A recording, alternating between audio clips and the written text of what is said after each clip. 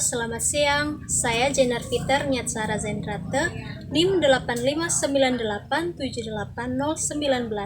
Sekarang saya akan melaksanakan kegiatan praktikum kedua, yaitu simbiosis parasitisme.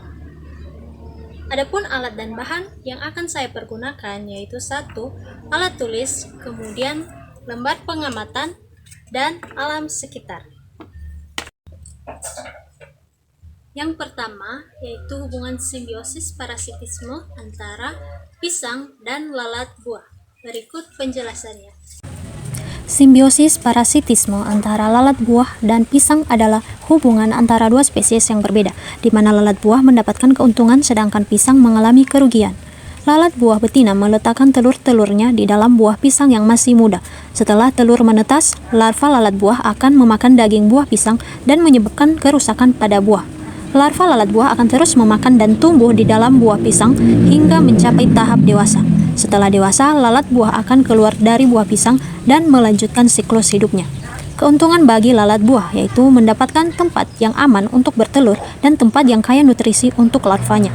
Kerugian bagi pisang yaitu menjadi rusak dan tidak dapat dimakan lagi.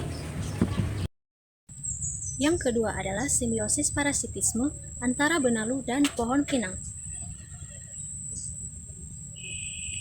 Berikut penjelasannya. Simbiosis parasitisme antara benalu dan pohon pinang adalah hubungan antara dua spesies yang berbeda, di mana benalu mendapatkan keuntungan sedangkan pohon pinang mengalami kerugian. Benalu tumbuh pada batang atau cabang pohon pinang. Akar benalu atau haustorium menembus jaringan pohon pinang dan menghisap nutrisi dan air. Benalu mendapatkan keuntungan dengan mendapatkan nutrisi dan air dari pohon pinang. Pohon pinang mengalami kerugian karena kehilangan nutrisi dan air yang dihisap oleh benalu. Keuntungan bagi benalu yaitu mendapatkan nutrisi dan air yang dibutuhkan untuk tumbuh dan berkembang, dapat hidup dan berkembang biak pada pohon pinang. Kerugian bagi pohon pinang yaitu kehilangan nutrisi dan air yang dihisap oleh benalu, dapat mengalami penurunan pertumbuhan dan produktivitas, dan dapat mengalami stres dan kerusakan jika investasi benalu parah.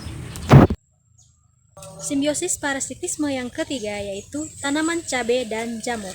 Berikut penjelasannya.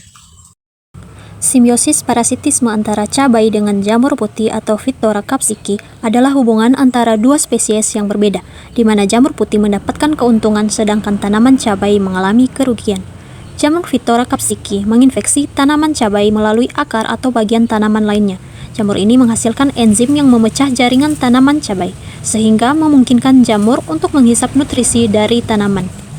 Keuntungan bagi jamur putih yaitu mendapatkan nutrisi yang dibutuhkan untuk tumbuh dan berkembang dari tanaman cabai, dapat hidup dan berkembang biak pada tanaman cabai.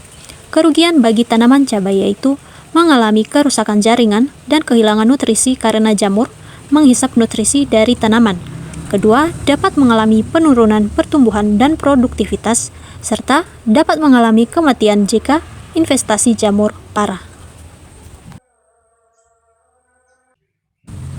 Nyamuk dan manusia. Nyamuk adalah ektoparasit yang hidup di luar tubuh manusia dan menghisap darah manusia untuk mendapatkan nutrisi. Nyamuk dapat menularkan penyakit seperti malaria, demam berdarah, dan lain-lain.